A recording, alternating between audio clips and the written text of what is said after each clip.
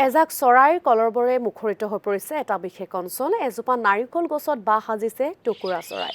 পক্ষীকুলৰ মাতে সৃষ্টি কৰিছে নান্দনিক পৰিৱেশৰ। চিপাঝাৰৰ হাতীমূৰীয়া এক মনোমোহা দৃশ্যই এতিয়া প্ৰকৃতিৰ প্ৰেমীক আকৰ্ষিত কৰি তুলিছে।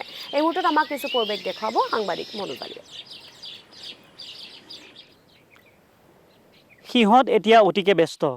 সিহঁতে এতিয়া আপোন ঘৰখন সজাত এনেধৰণে উঠি পৰি লগা দেখিবলৈ পোৱা গৈছে।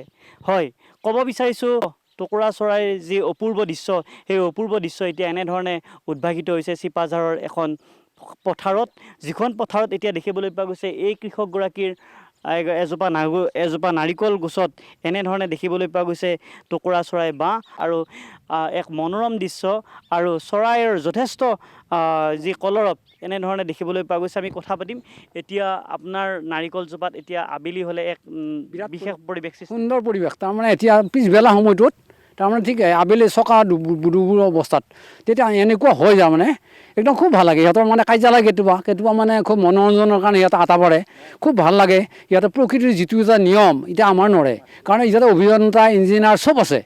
সিহঁতে অভিযন্তাৰ দৰে কাম কৰি আছে। কোনোবাটোৱে হয়তো মিস্ত্ৰী কাম কৰি আছে, কোনোবাটোৱে হয়তো মানে ধৰক আমাৰ যেনেকুৱা লো বা চিমেণ্ট বালি ইয়াতে কোৰাহৰ ব্যস্ত। গতিকে ইয়াতে খুব এনেকুৱা ব্যস্তত আছে, খুব ভাল লাগে। কাৰণ আমাৰ কেতিয়াবা আকৌ বেয়া লাগে, কেইটামান ধৰা কাউৰ আৰু কেইটামান মানে ফেঁচা আহি পেলাই অনিষ্ট কৰিবৰ কাৰণে। আৰু সাপ কেইডালমান হুলীয়া সাপ আছে, সিহঁতে উঠেই, কেতিয়াবা ওপৰত উঠি যায়, উঠিব চেষ্টা কৰে। দুদিন সিহঁতক তাৰ পৰা উনুমাই দিছোঁ মই, কাৰণ সিহঁতে যেতিয়া আহিব নহয় সিহঁতৰ আটা দেনে খুব বেয়া লাগে। তাৰমানে সিহঁতৰ পৰিয়ালটো খাই পেলাব সিহঁতে।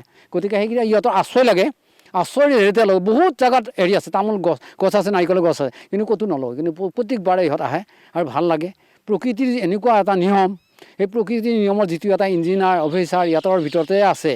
তাৰমানে ক'তো যাব নালাগে, ইয়াতে তামোলৰ পাত পালে আৰু নাৰিকলৰ পাত পালে সিহঁতে ঘৰখন বনায়। মই দেখুৱাব বিচাৰিম তেখেতৰ হাতত এনেধৰণে যি নাৰিকলজোপাৰ পৰা সৰি পৰা টুকুৰা চৰাই বাঁহ এনেধৰণে দেখিবলৈ পোৱা গৈছে। আৰু এই বাঁহৰ পতাৰ যি দৃশ্য সেয়া আচলতে যথেষ্ট আনন্দদায়ক বুলি ইতিমধ্যে তেওঁ উল্লেখ কৰিছে। মই দেখুৱাইছোঁ এয়া চিপাঝাৰৰ হাতীমূৰীয়া পথাৰৰ দৃশ্য, আৰু এই হাতীমূৰীয়া পথাৰত এতিয়া এই নাৰিকলজোপাত এনেধৰণে এই টুকুৰা চৰাই বাঁহ পাতিছে। ইতিমধ্যে তেওঁ এই চৰাইবিধৰ সংৰক্ষণৰ কাৰণে তেওঁ নিজাববীয়াকৈ কিছু প্ৰচেষ্টা গ্ৰহণ কৰিছে। তেওঁ ইতিমধ্যে উল্লেখ কৰিছে যে যিসমূহ আচলতে অন্যান্য জীৱ জন্তু যিয়ে আচলতে নিধন কৰিব পাৰে তাৰ তেওঁ প্ৰতি দৃষ্টি নিক্ষেপ কৰিছে। কেতিয়া আবেলি হ'লে কোলাহলপূৰ্ণ পৰিৱেশ, একদম সুন্দৰ পৰিৱেশ। তাৰমানে বেয়া লাগে কেতিয়াবা বতাহ বৰষুণ আহিলে অলপ বেয়া লাগে, কিছুমান বাঁহ ছিঙি যায় বা পোৱালিবিলাক পৰি যায়, খুব বেয়া লাগে। তেতিয়া খুব দুখ লাগে। তাৰমানে সিহঁতে উপায় নাই, তাৰমানে যিটো ধৰক ৰ'দত বনাইছে, সিহঁতে ৰ'দ বুলিয়ে ধৰিছোঁ আমি নাৰিকলৰ পাতটো ৰ'দৰ নিচিনাই। সেইটো ৰ'দডাল যদি ছিঙি যায় কেতিয়াবা হয়তো তল পৰি যায়, কেতিয়াবা বেয়া লাগে। সৰু সৰু পোৱালিবিলাক মৃত্যু হয়, খুব দুখ লাগে কেতিয়াবা। এই দৃশ্য এতিয়া ক্ৰমান্বয়ে নোহোৱা হৈ আহিছে। একদম নিশ্চয়কৈ মনোজালী, আপোনাক ধন্যবাদ জ্ঞাপন কৰিছোঁ। লাগে নহয় সিহঁতৰ মানে ধৰ